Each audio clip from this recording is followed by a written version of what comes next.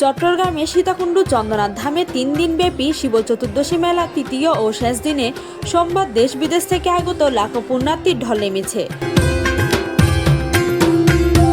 ভোর থেকে পুণ্যার্থীরা দল বেঁধে ধামে পৌঁছাতে শুরু করেন। মন্দির সড়ক থেকে চন্দ্রনাথ ধাম সহ পুরো কলেজ রোড এলাকা মুখরিত হয়ে ওঠে। পুণ্যার্থীরা প্রথমে ব্যাসকুণ্ডে স্নান করেন। ধারণা করা হয় এই স্নান তাদের জাগতিক পাপমোচন ও পুণ্য সঞ্চয়ের প্রতীক। স্নানের পর তারা পায়ে হেঁটে 1200 ফুট উপরে অবস্থিত চন্দ্রনাথ ধাম মন্দিরের দিকে যাত্রা করেন। পাহাড়ি পথ পেরিয়ে মন্দিরে পৌঁছানোর আনন্দ ও আধ্যাত্মিক অনুভূতি পুণ্যার্থীর মনে এক অনন্য শোভা সৃষ্টি করে। আসাম অনন্যা আয়া চন্দ্রনাথ ধাম সীতাকুণ্ড। हमारा बाड़ी मायापुर सोनापुर ग्राम।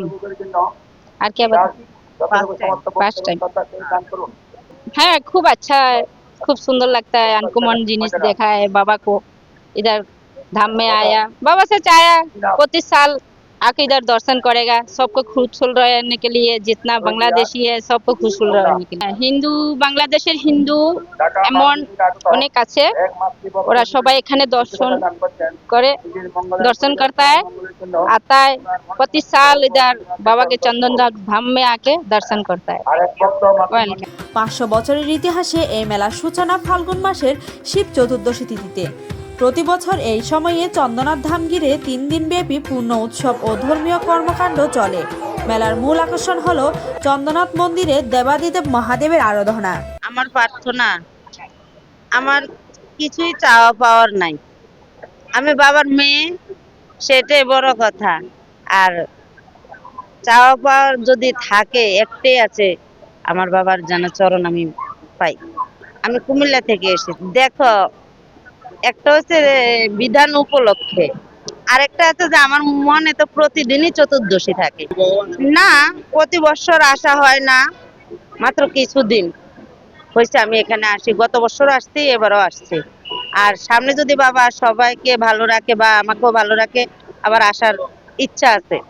কারণ এখানে না আসলে তো এই যে মানব জনম, দুর্লভ মানব জনম, সেটা তো আর পাচ্ছি না। পণ্ডিত রাজীব ভরদ্বাজ জানান, এবারে শিব চতুর্দশী তিথি রবিবার বিকেল 5টা 18 মিনিটে শুরু হয়ে সোমবার সন্ধ্যা 6টা 2 মিনিটে শেষ হবে। এই সময়ে পুণ্যার্থীরা মন্দিরে ওঠেন, দেবাদিদেবের পূজা অর্চনা করেন এবং মঙ্গল কামনায় অর্ঘ্য প্রদান করেন। Sitakunda railway station master Nizamuddin জানান, মেলায় তীর্থযাত্রীদের সুবিধার জন্য 6টি এক্সপ্রেস ট্রেন 2 মিনিট করে থামছে। মেলা নিরাপত্তার জন্য 5 শতাধিক পুলিশ সদস্য, 15টি মোবাইল টিম, ফায়ার সার্ভিস ও চিকিৎসক সহ আনসারের একটি দল সার্বক্ষণিক দায়িত্ব পালন করছে। আপনারা জানেন, বাংলাদেশের সংসদ নির্বাচনের একদিন পরে আমাদের এই মেলায় আমরা অনুভব করেছি এবারে মেলাতে মানুষ কম হবে, কিন্তু আমরা এখানে দেখতে পাই এবং সবাই এখানে আমাদের বেশিরভাগ প্রায় 15 লক্ষর উপরে আমাদের তীর্থযাত্রী, বিভিন্ন দেশ থেকে, দেশ বিদেশ থেকে তীর্থযাত্রী 15 লক্ষর উপরে এই পর্যন্ত আমাদের উপস্থিত হয়েছে।